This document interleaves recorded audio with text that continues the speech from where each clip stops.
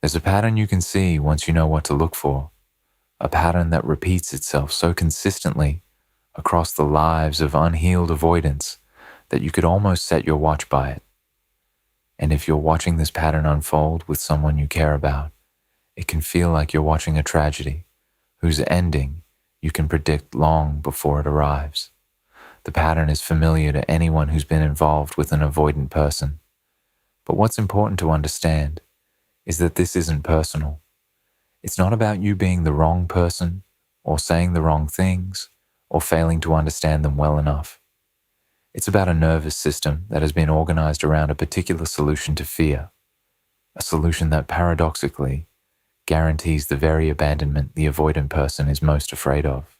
Understanding this pattern isn't about blaming avoidant people. It's about protecting yourself. It's about being able to see what's happening clearly so you can make decisions that serve your own well-being instead of getting trapped in the hope that this time will be different. Because here's what people who love avoidance often discover. The pattern doesn't change unless the avoidant person does profound, difficult internal work. And most unhealed avoidants, even when they have the opportunity to do that work, choose the familiar pain over the terrifying work of change. The beginning, the intensity, the pattern always starts the same way, with intensity. An avoidant person, when they first connect with someone, often feels a kind of honeymoon rush. There's a new person, which means there are no established patterns yet, no history of failed communication, no accumulated resentments. Everything is potential, everything is novel. And for an avoidant person, this can feel like freedom. There's connection, but it hasn't yet demanded anything. The vulnerability is minimal because the history is minimal. The anxiety hasn't had time to build yet. During this phase, you might experience the avoidant person as unusually available, unusually engaged, unusually open. They text back quickly. They initiate plans. They seem genuinely interested in knowing you. They might even introduce some vulnerability early on, sharing things about their past or their struggles that feel surprisingly deep for someone you just met. You think maybe you found someone different. Maybe this person is actually capable of the kind of openness you've been looking for. You feel seen by them. You feel special. The intensity is intoxicating. What you're not seeing in this phase is that the avoidant person hasn't actually opened up yet in any meaningful way. They've shared things, yes, but they've done so from a place of safety. They're sharing their history as a story they can tell, not as something they're actively living. The vulnerability is intellectual, not emotional. They can talk about their abandonment issues or their fear of commitment. They can articulate these things clearly without actually feeling the weight of them. They can be vulnerable about their past because it's safely in the past. But when you ask them to be vulnerable in the present moment, when you want them to feel something with you right now, that's when the anxiety begins. This is a crucial distinction, because the moment things get real, the moment they start to feel the actual vulnerability instead of just talking about it, the pattern shifts. The building anxiety. What no one warns you about is how the anxiety builds. The avoidant person doesn't notice it at first, or they attribute it to something else. Stress at work, family stuff, the general heaviness of adult life. But underneath, something is shifting. The relationship is deepening. They're spending more time together. You're asking for more emotional presence, or even just wanting to spend more time than they do. They're starting to feel responsible for your happiness in a way that feels overwhelming. The nervous system of the avoidant person begins to register danger. Not danger in the sense of physical threat, but the danger of engulfment, of being consumed, of losing themselves in the needs of another person. This is where their history comes in. They've learned, usually from watching their parents or from their own early experiences, that closeness means losing yourself. That being needed means you can never be enough, that the closer someone gets, the more likely you are to disappoint them and end up alone anyway. So the anxiety builds as a kind of early warning system. It's trying to tell them to pull back before it's too late. During this phase, you might notice small shifts. They're less available. They take longer to respond to messages. They're less enthusiastic about plans. If you mention wanting more time together or more emotional connection, they might become defensive or dismissive. They might say things like, "I just need my space," or "You're being too intense," or "I don't know if I'm ready for this level of commitment." What they don't say, because they might not even know it themselves, is, "I'm terrified of how much I need you, and my nervous system is screaming at me to escape before the panic becomes unbearable." You're still in love with the person from the first phase, so you interpret these signals as temporary. You think maybe they're just stressed. Maybe they need some space and then they'll come back. You're still hopeful because you have recent evidence that this person is capable of being present and warm. You don't yet understand that you're watching the inevitable unfolding of a pattern that has nothing to do with you and everything to do with how they're wired. What makes this so psychologically difficult is that hope itself becomes a trap, because at any point when you're suffering in the relationship, you can point to earlier moments when things were good and say, "See, that's what we could have. That's what we could be again." And you're not wrong. You could be that again for a little while. But you'll also be here again, in this anxious, confused, painful place, where you're trying desperately to understand what shifted and why they suddenly became unavailable. The hope that you could return to the early closeness is what keeps people stuck in these patterns for years. Years that could have been spent with someone who maintains that closeness consistently, who doesn't oscillate between presence and absence. The hope is both real and a prison. The withdrawal. This is when the real pattern kicks in. The avoidant person, feeling the anxiety rising, begins to withdraw. Not always suddenly, but consistently. They create distance where there was closeness. They find reasons to be busy. They become less emotionally available. They might start picking fights, finding things about you or about the relationship that suddenly seem problematic. They might manufacture reasons to be angry with you, because anger is easier to feel than the vulnerability that's threatening to break through. Anger creates distance, and distance creates safety. You, experiencing this sudden shift, naturally try to understand what happened. You might ask what's wrong, or attempt to reconnect. You might become more attentive, more available, more willing to compromise. This is an understandable response, but it's also the beginning of a dance that rarely ends well. The more you reach, the more they pull away. Your attempts to bridge the gap feel suffocating to them. Your need for reassurance feels like neediness to them. Your request for vulnerability feels like a demand they can't meet. And here's the heartbreaking part. In trying to save the relationship by being more available, more understanding, more accommodating, you're actually triggering the very avoidant response that's destroying the relationship.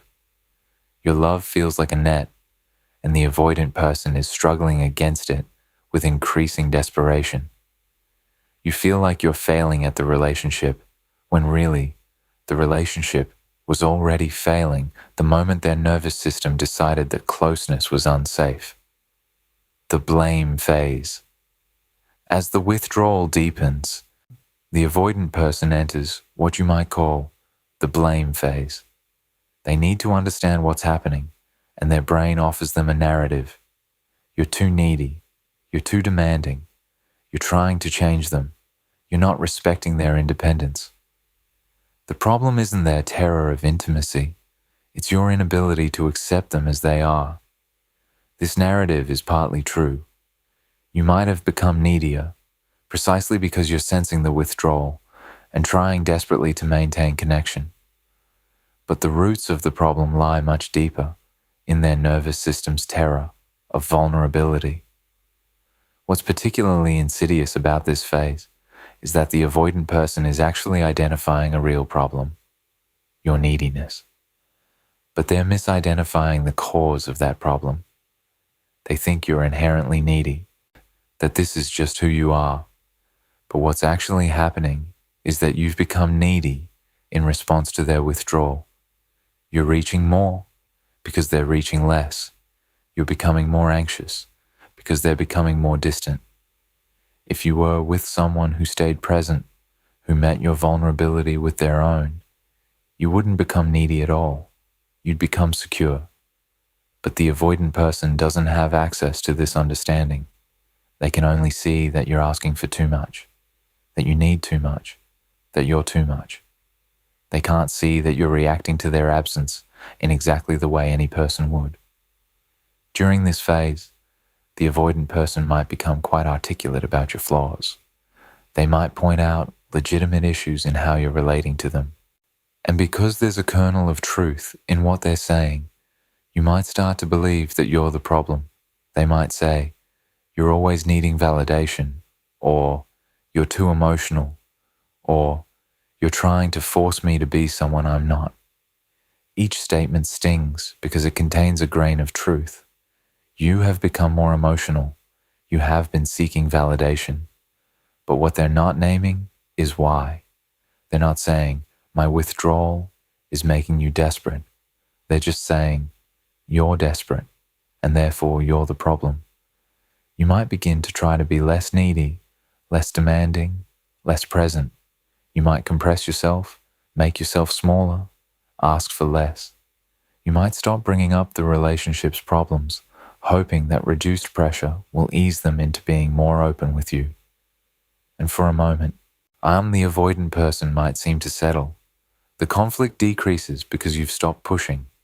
There's peace, but it's the peace of you giving up. It's not the peace of resolution.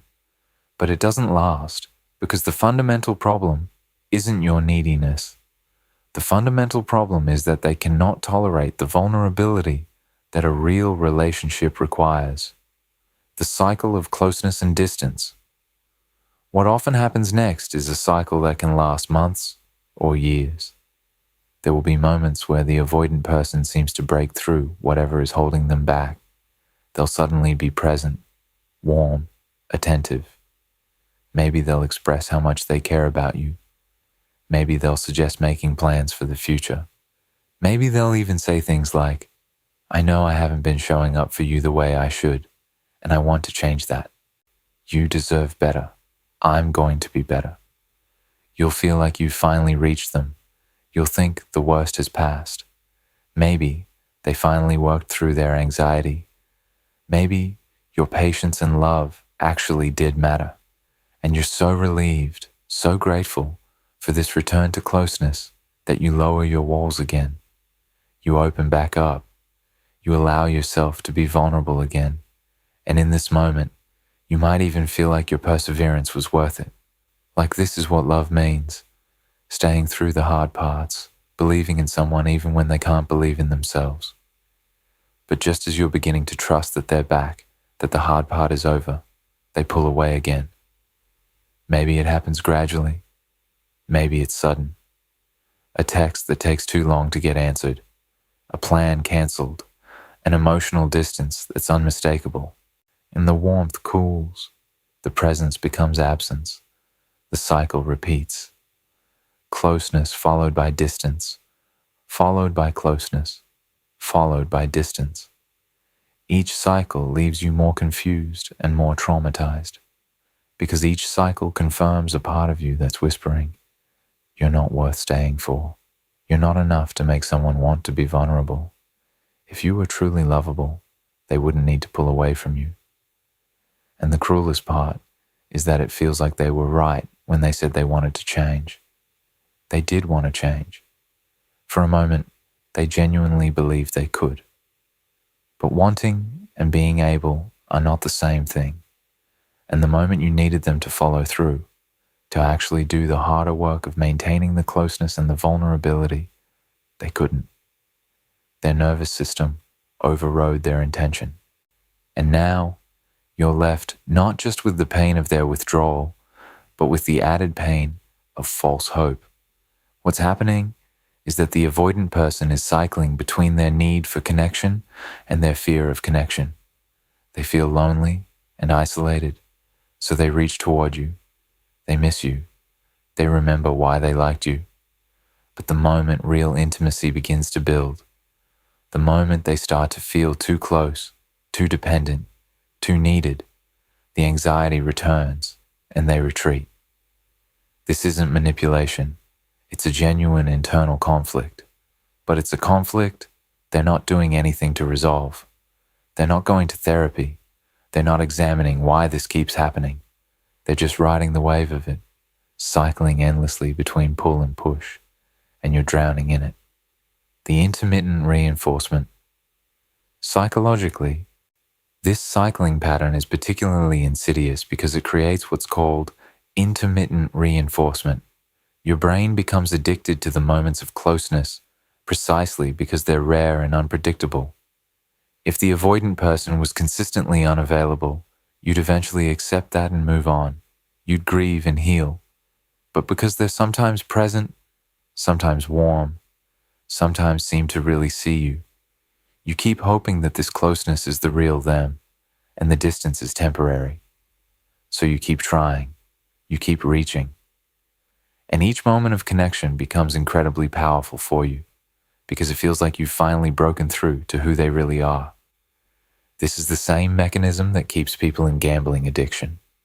The unpredictability of reward is actually more powerful at creating behavioral patterns than consistent reward. Slot machines work this way. If you won every time, you'd lose interest quickly. But if you win sometimes, randomly, you'll play forever. Avoidant relationships work the same way. The moments of connection are occasional enough that they feel like a victory, like you've finally figured out the formula, and that feeling drives you to keep trying. But the person you're seeing in those moments of closeness isn't a truer version of them. It's just a different phase of the same cycle. They can be warm and present when the anxiety hasn't kicked in yet. But it will kick in. It always does. And when it does, they'll withdraw again. And you'll be left, once again, trying to understand what you did wrong. What you could have done differently to make the closeness last. The slow accumulation of damage. Over time, this pattern creates a particular kind of damage. You start to lose faith in your own perception. You start to wonder if maybe they're right. Maybe you were too needy, too demanding, too much. Maybe there's something fundamentally wrong with you that makes you unable to accept someone on their terms. You internalize their rejection as evidence of your unworthiness. And the tragedy is that the most loving, most attentive, most patient versions of yourself, the ones you've been offering to this person, are the very things they're rejecting. So you begin to believe that there's something unlovable about love itself when directed at an avoidant person. And this is one of the most insidious effects of being in a long-term pattern with an avoidant person. You start to believe that the problem is not with them, but with you. That you're fundamentally too needy, too sensitive, too emotional, too much. And even after you leave, even after you establish that you're not actually these things with other people, a part of you will always wonder if maybe the avoidant person was right about you. This is a particular form of psychological damage. The internalization of their critique of you becomes a part of how you see yourself. It takes years of therapy, of building evidence to the contrary, of developing relationships with people who don't make you feel like a burden, to undo this damage. In the meantime, you might find yourself in future relationships apologizing for needing things, shrinking yourself, trying to be the least needy version of yourself you can be. You might find yourself attracted to emotionally unavailable people because they feel familiar. The pattern they planted in you grows roots. The damage accumulates in other ways too. You lose time. The months and years that could have been spent building something with someone who's capable of reciprocating your vulnerability are spent instead on the exhausting work of chasing someone who's running. You lose energy, the emotional labor of constantly trying to read their mood, to know when to reach and when to pull back, to manage both your own emotions and theirs, drains you in ways that are hard to quantify until they're gone. After you leave, you'll notice things like how much quieter your mind is, how you don't wake up in the middle of the night anymore, analyzing something they said. You lose friends. The people who love you watch you cycle through this pattern and eventually stop asking you how it's going. They've heard the same hope, followed by the same disappointment too many times. The well-meaning advice grows fewer. The invitations to do things without them become more frequent. You lose confidence in your own judgment. If you could be fooled by this person, if you could hold on to hope for so long in a situation that was clearly hopeless, what does that say about your ability to make good decisions about relationships? The turning point that never comes. There's a point where someone who's been in this pattern with an avoidant person starts to wait for the turning point. They think, surely there's going to be a moment where things shift, where they finally see me, where they finally realize what they've been doing. And sometimes there is that moment, a moment where the avoidant person seems to have a breakthrough, seems to understand the pattern. But that moment, as we discussed earlier, is usually just another phase of the cycle. It's not the beginning of genuine change. They might say something like, I know I've been distant, and I'm sorry. I want to work on this. I want to be better. You'll hear these words and feel hope flood through you. This is it. This is the turning point. But the turning point is really just another part of the same cycle. They feel guilty. They apologize. For a moment, they believe they can change, but they haven't done the work. They haven't addressed the underlying nervous system response. So when the anxiety inevitably returns, and it will, because their nervous system is still organized the same way, they'll withdraw again. And you'll realize that the turning point was just another false peak. Real change for an avoidant person requires them to stop blaming you and start examining themselves. It requires them to recognize that the problem isn't your neediness, but their inability to tolerate intimacy. It requires them to commit to therapy, to do the deep work of understanding why they became this way, to slowly, painstakingly rebuild their capacity for closeness. Most unhealed avoidants don't want to do this work. It's too hard. It's too terrifying.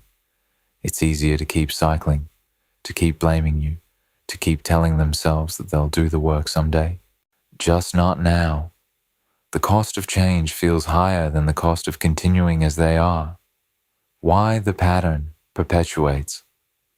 The pattern perpetuates because it solves a problem for the avoidant person, just not the one you might think. It's not solving the problem of not being able to be in a relationship. What it's solving is the problem of managing their anxiety. By withdrawing, they get relief from the overwhelming anxiety of intimacy. The moment they create distance, the panic subsides. Their body relaxes. The suffocating feeling goes away. And that relief is real and immediate, which makes it incredibly powerful. By blaming you, they get to feel like they understand what's happening, instead of having to face the terrifying truth that something might be wrong with them.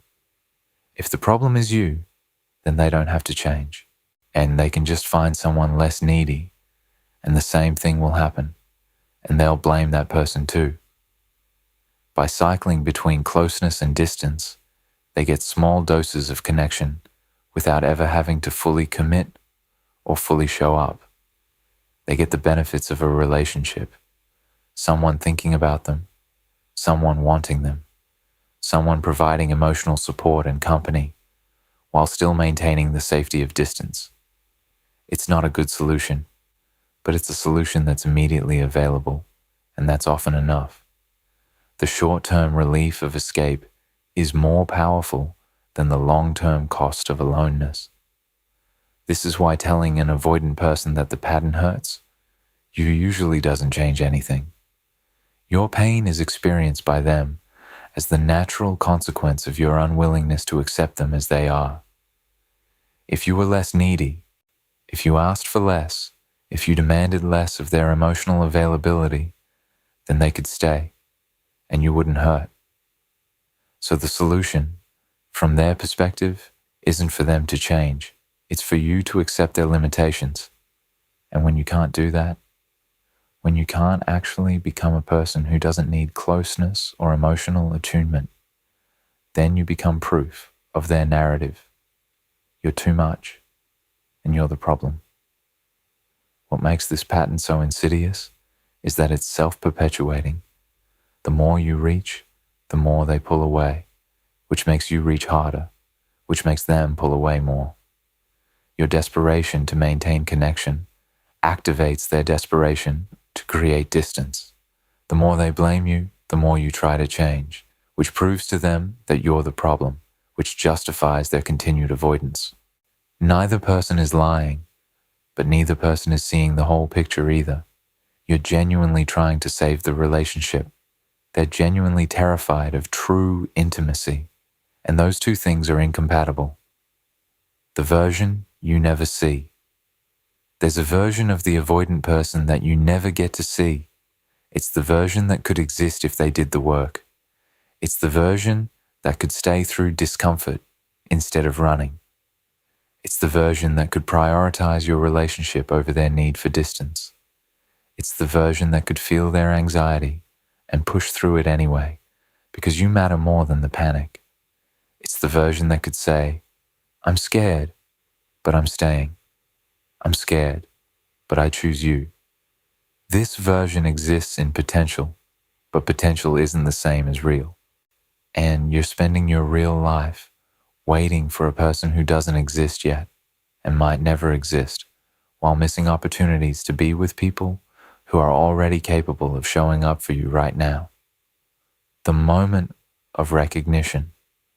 What often happens is that at some point, someone in this pattern finally sees it clearly. Maybe it's after the 100th time of reaching and being rejected.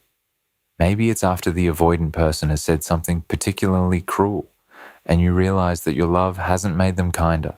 It's just given them more ammunition for self-protection.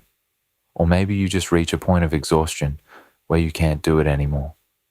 The pain of staying has become greater than the pain of leaving. And in that moment, you might say something like, I see the pattern. I see what's happening. And I'm done. That moment, if you can hold on to it, is the beginning of your freedom. This recognition is crucial, and it often comes with a kind of grief. You're not just grieving the loss of the relationship. You're grieving the recognition that the person you've been trying to reach, the person you've been waiting for, is not capable of being what you need. Not because you're not worth it, but because they're not ready. And you're grieving the time you've spent, the energy you've expended, the version of yourself you've diminished in order to try to fit into the space they could tolerate. You're grieving the potential future you had imagined, and this grief is real, and it's valid, and it needs to be felt fully. But what happens often is that the moment of recognition leads to a final reconnection. The avoidant person, sensing that you're finally leaving, finally panics in the way they reserve for actual abandonment. They become present. They apologize profusely. They promise to change. They seem, in that moment, like they finally get it. They might cry. They might express how much they need you. They might say they can't imagine their life without you. And you, having waited so long for this moment, having heard them say that they might change, feel like you can't leave now. You have to give it one more chance. You have to stay and see if this is finally the time when things shift. And often, you're right. Things do shift.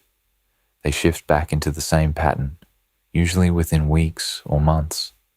But by then, you've recommitted, and the cycle starts again. And now you're even more trapped because you've already tried to leave once, and part of you doesn't trust yourself to actually do it again. The gift of seeing clearly, the greatest gift you can give yourself if you're in this pattern with an avoidant person, is the ability to see it clearly, to name it, to stop hoping that this time will be different, and to make a decision based on what has actually happened in the past, not on what might happen in the future. The pattern is predictable precisely because it's based on something fundamental about how the avoidant person's nervous system is organized. Until they change that fundamental thing, everything else will just be a variation on the same theme. There will be different words, different contexts, different specific circumstances. But the core pattern, approach, anxiety, withdrawal, blame, reconnection, repeat, will persist. What helps is to write out the pattern explicitly. Document it if you can bear to. Note the dates when they were present and warm. Note the dates when they withdrew. Note what triggered the withdrawal. Was it talk of the future? A request for more time together? An expression of how much they mean to you? You'll start to see that the triggers are consistent, that the pattern is as reliable as gravity. And once you see it clearly, once you can name it, it becomes much harder to hope that this time will be different, because you'll have the evidence right in front of you that it never is different. You might hear people say, people can change if they want to badly enough, but the truth is more nuanced. People can change if they want to, and if they're willing to do the hard work, and if they have access to the right tools and support, and if the change is motivated by their own growth rather than their desperation to keep you. Those are a lot of ifs, and in the meantime, you're the one paying the price of waiting for those ifs to line up. The most loving thing you can do, the most loving thing you can do for an avoidant person, including yourself in that love, is to step out of the pattern, not angrily, not from a place of ultimatum, but from a place of clear-eyed understanding that the relationship, as it is, cannot work, that their growth has to happen on their own timeline, not on the timeline of your hope, that you're not responsible for fixing them, and you're not responsible for waiting while they figure themselves out. This is perhaps one of the hardest things to accept, because our culture tells us that love means enduring, means being patient, means staying even when it hurts. But there's a difference between being patient with someone who's actively trying to change and cycling endlessly with someone who's not. One builds towards something. The other just keeps repeating the same pain. When you step out of the pattern, something interesting might happen. The avoidant person might finally, for the first time, experience the full weight of their avoidance. When you're not there to reach toward, when you're not there to blame, when you're not there to cycle with, then they have to feel what's actually happening inside them. And that feeling, as much as it hurts, is potentially transformative, but you can't be there while that transformation happens. You have to go live your life. You have to protect yourself from the pattern. You have to believe that you deserve better than to spend your existence trying to convince someone to love you. In some cases, when you finally step out, the avoidant person will panic. They'll reach out. They'll apologize. They'll promise change again, but this time with more intensity, because they're facing actual abandonment now. The difference between this and the previous times they've promised change is that now the stakes feel real to them. But even this is not enough reason to step back in, because you've already seen what happens after the promises. You've already waded through the cycle.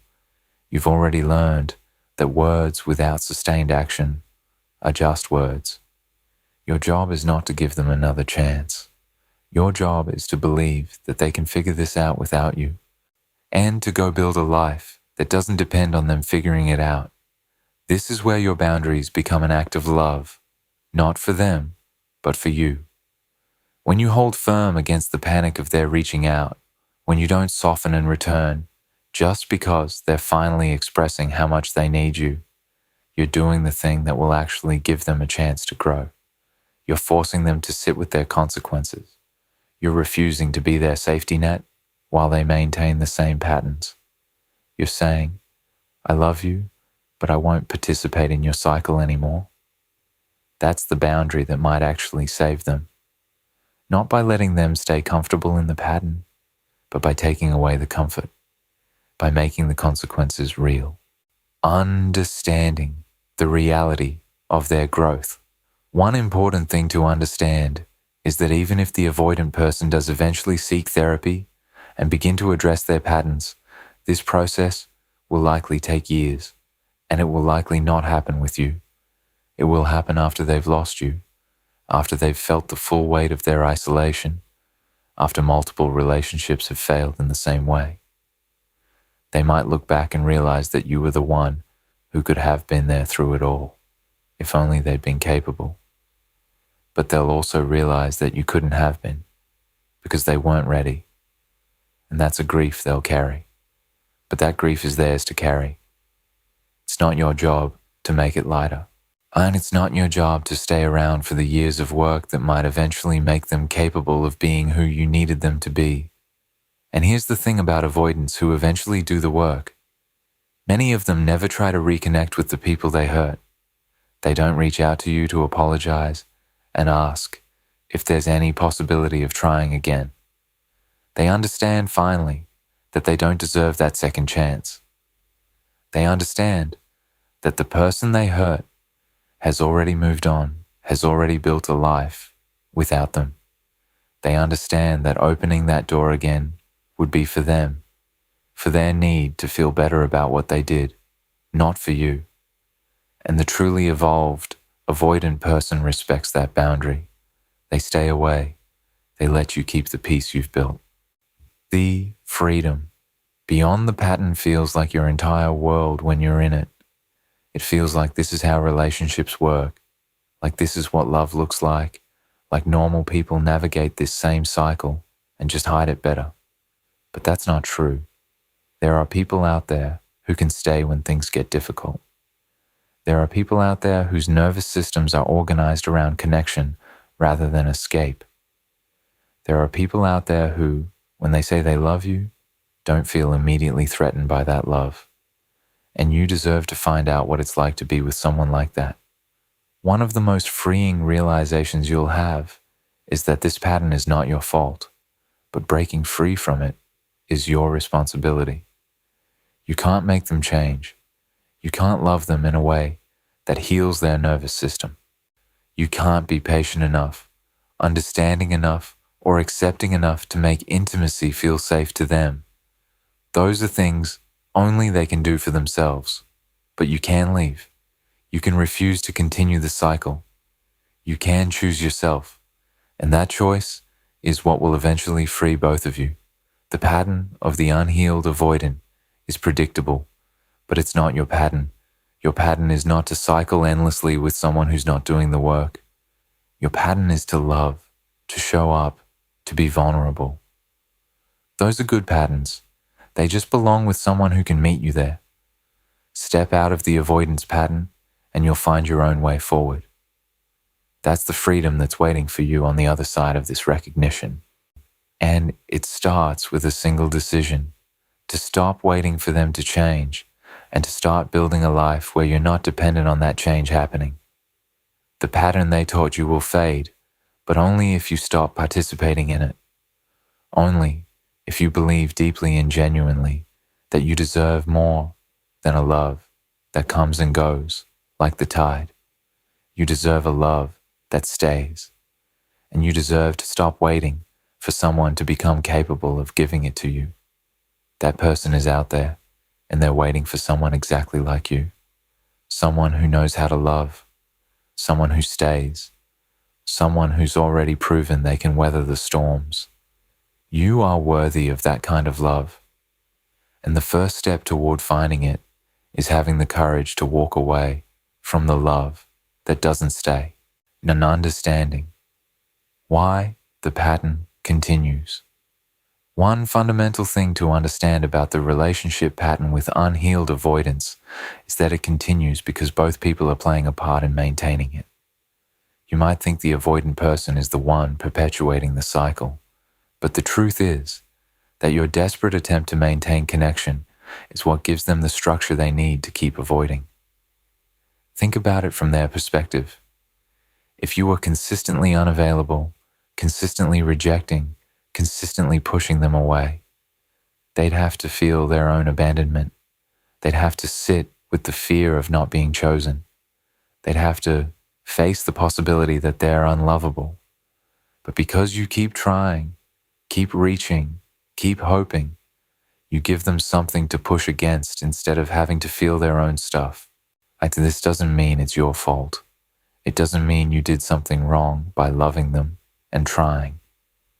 It means that sometimes the most loving thing we can do is stop participating in the dynamic that's keeping someone stuck. Sometimes the only way to help them is to let them fall. And the only way to fall is for you to finally, fully, completely get out of the way. The pattern is stronger than your love. This is perhaps the hardest truth to accept.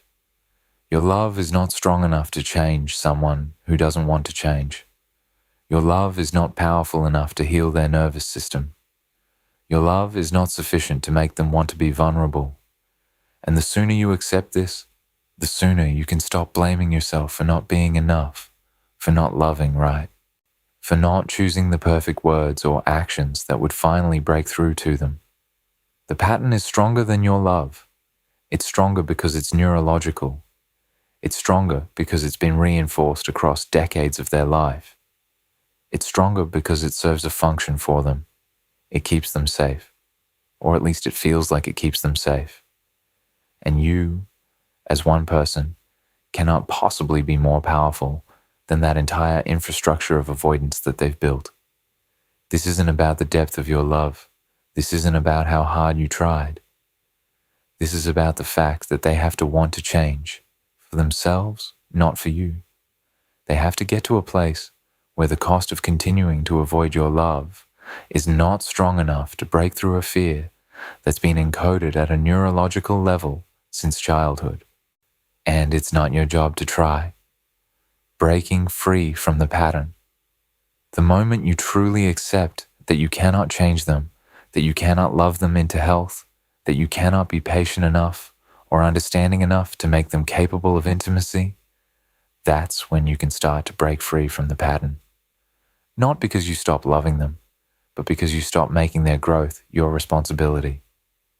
And the irony is that your complete acceptance of their limitation is what might finally create the conditions for them to change.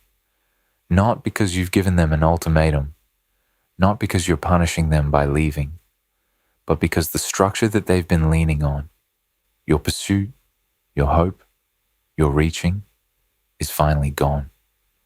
And without that structure, they have to build something new or face complete collapse. What happens next is up to them. They might collapse. They might rebuild themselves. They might immediately find someone else to recreate the dynamic with. They might eventually, years from now, do the work that transforms them. But none of that is your responsibility anymore. None of that is your problem to solve.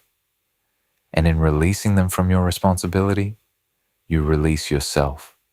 You release yourself from the exhausting work of trying to reach someone who doesn't want to be reached. You release yourself from the hope that's been destroying you. You release yourself from the belief that you can fix this by trying harder. The gift of letting go. The greatest gift you can give yourself, and, paradoxically, the greatest gift you can give them, is to let go completely. Not partially, and not with one foot out the door, and one foot hoping they'll change. Completely, fully, with the understanding that this is final, and when you let go fully, something shifts. The pattern loses its power over you. The cycle breaks. You're free.